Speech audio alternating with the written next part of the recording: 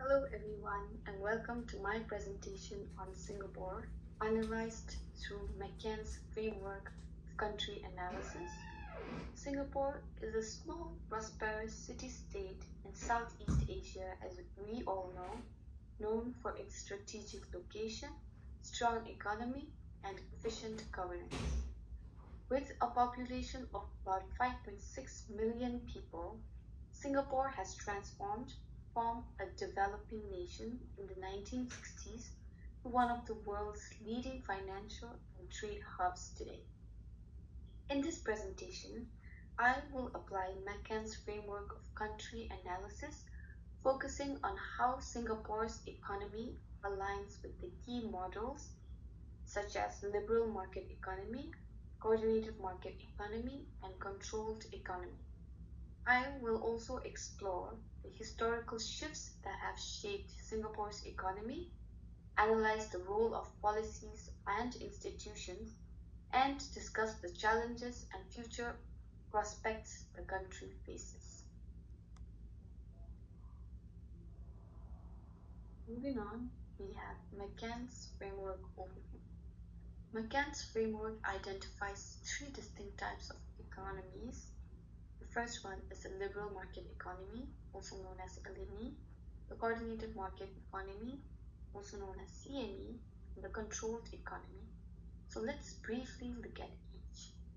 Liberal market economies, LMEs, are characterized by a high reliance on free markets and limited government intervention.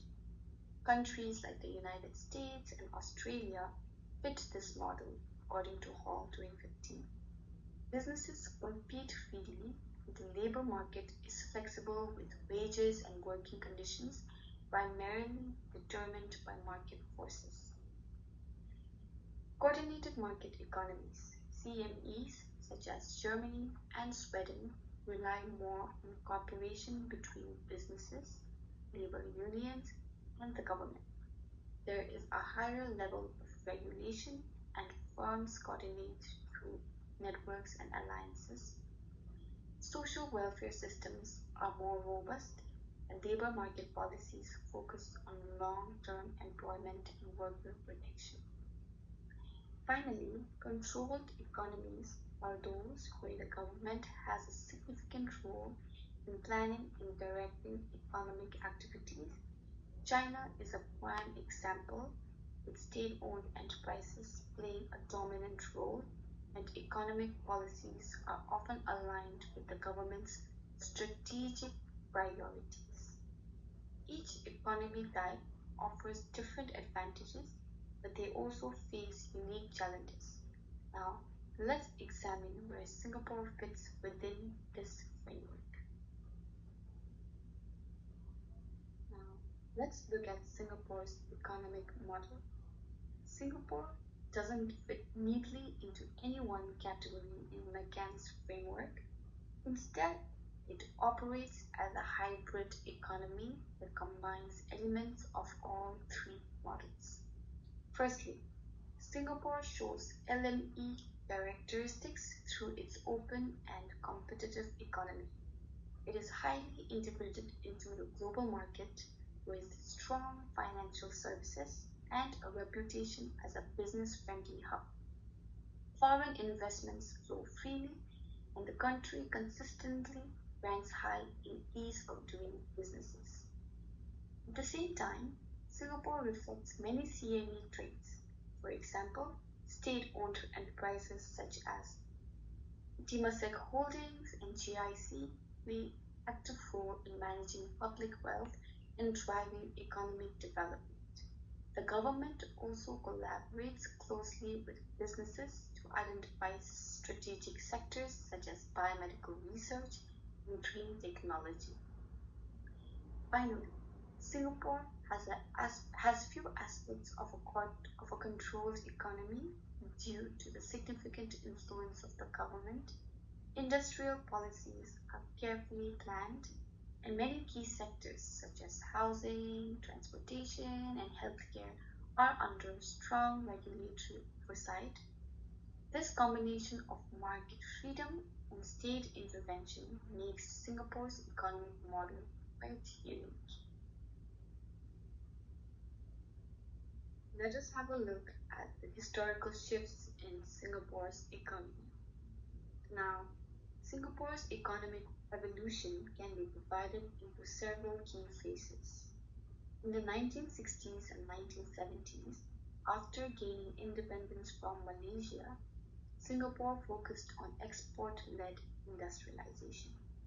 It welcomed multinational corporations and created free trade zones to attract investment, which helped establish manufacturing as a key driver of growth.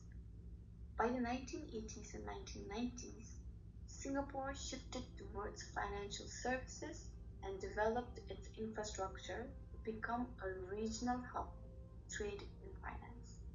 The government heavily invested in port facilities and airport development, solidifying Singapore's position as a global logistics hub.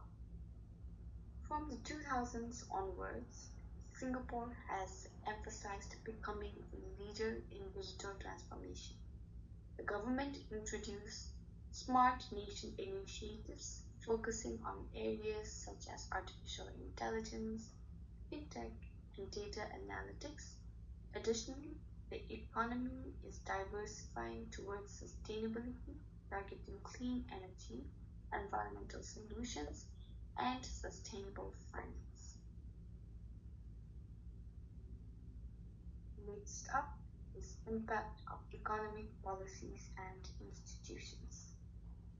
Singapore's success is due in part to the strong role of government agencies and institutions. For example, the Economic Development Board (EDB) plays a crucial role in attracting foreign investment and promoting strategic industries. Similarly, the Monetary Authority of Singapore (MAS) ensures financial stability through effective regulatory policies. State-owned enterprises such as Temasek Holdings and GIC are key players in the economy, investing both domestically and internationally. These companies are managed by private firms but remain accountable to the government, ensuring they align with national priorities. Singapore's labour market policies have also contributed to its success. The government prioritizes education and skills development through initiatives such as Skills Future, which helps workers stay relevant in a fast-changing economy. Meanwhile, social housing programs and healthcare policies ensure that citizens benefit from the country's economic growth. Singapore's approach to foreign direct investment, FDI, and trade policy.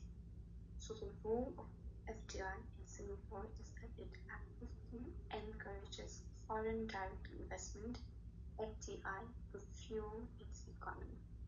The government offers tax incentives, grants, and other benefits to attract multinational companies. Major sectors that receive FDI include finance, technology, manufacturing, and pharmaceuticals. Examples: companies like Google, Facebook, and Dyson have established regional headquarters in Singapore due to favorable conditions. Trade agreements.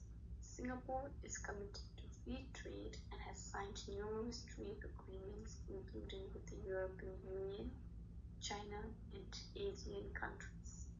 These agreements reduce trade barriers, providing Singaporean businesses with access to international markets.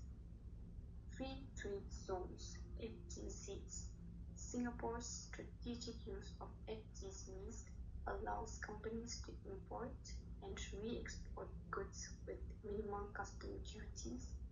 This contributes to the city-state's reputation as a global trade hub. Financial sector and the role of the Monetary Authority of Singapore. First point we have is financial hub status. Singapore is one of the leading financial centers in Asia, hosting global banks and financial institutions. The Monetary Authority of Singapore, MAS, which acts as both the central bank and the financial regulator, ensures a stable monetary policy and regulates the banking system. Secondly, innovation in finance. Singapore's financial sector is rapidly evolving with fintech initiatives. MAS encourages innovation by supporting digital banking, cryptocurrency exchanges, and AI-based financial solutions. Thirdly, sustainable finance. As part of its green economy strategy, MAS promotes green bonds and sustainable investments. Singapore aims to position itself as a leader in sustainable finance by attracting ESG compliant investors in their country. Role of state-owned enterprises and public-private partnerships will be discussed in this slide. So state-owned enterprises, also known as SOEs. Temasek Holdings and GIC play pivotal roles in managing public assets and investments, with portfolios ranging from infrastructure to global equities. They are profit-oriented but remain accountable to government goals. On the other hand, we have public-private partnerships, PPPs. Singapore promotes PPPs to involve the private sector in delivering public services. Projects in transportation, healthcare, and housing demonstrate how the government leverages private sector efficiency to meet public needs. A few examples: the Public Utilities Board, PUB, partnered with private companies to build and manage water desalination plants. Now be presenting on Singapore's labour market and talent management, under which I have three subdivisions, namely talent development programs, attracting global talent, and labour market facility. First up is talent development programs. Singapore invests heavily in upskilling and lifelong learning through initiatives like Skills Future. This program provides credits to individuals to pursue education and training throughout their careers. Next, attracting global talent. To complement its small domestic workforce, Singapore welcomes skilled foreign talent, particularly in technology and finance sectors. However, the government carefully manages immigration policies to maintain social rights. Lastly, Singapore's market flexibility. Singapore's labour market is both competitive and regulated.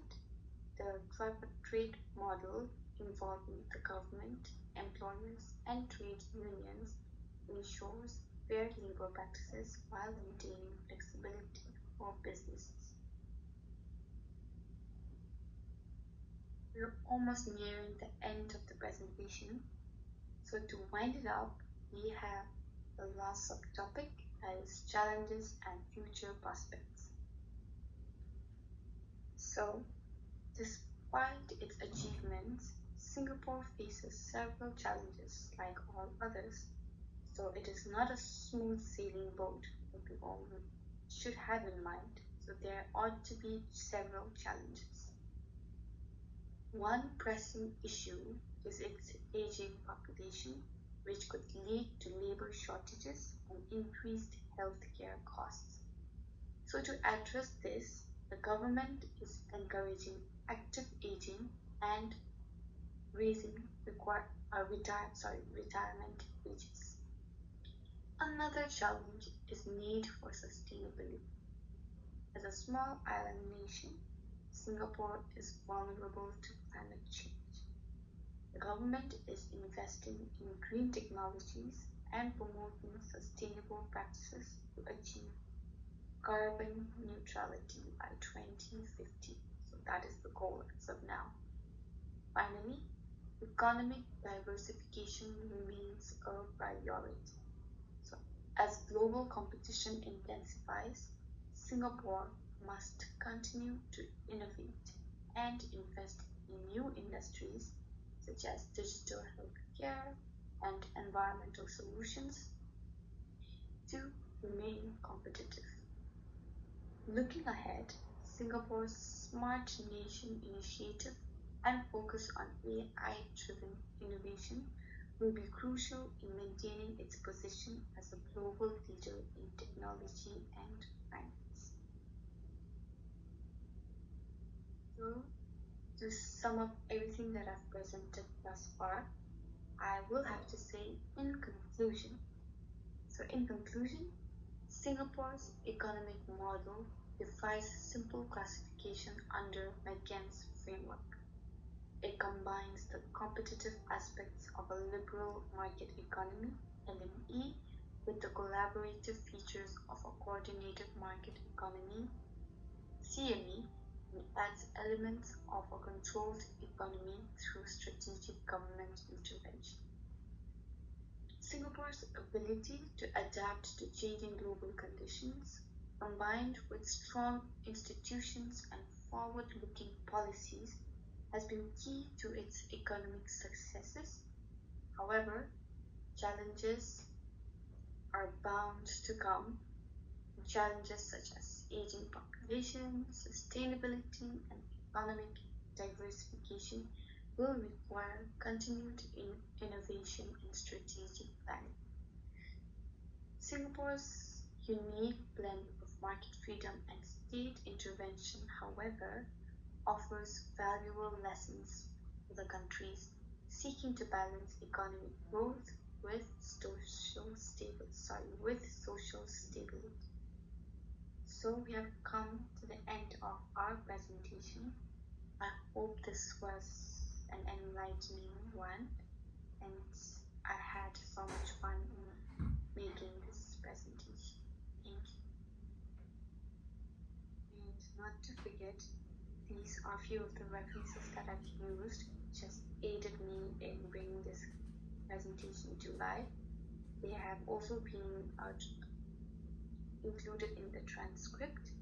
So that's the end of my presentation. Thank you so much for your patience and time.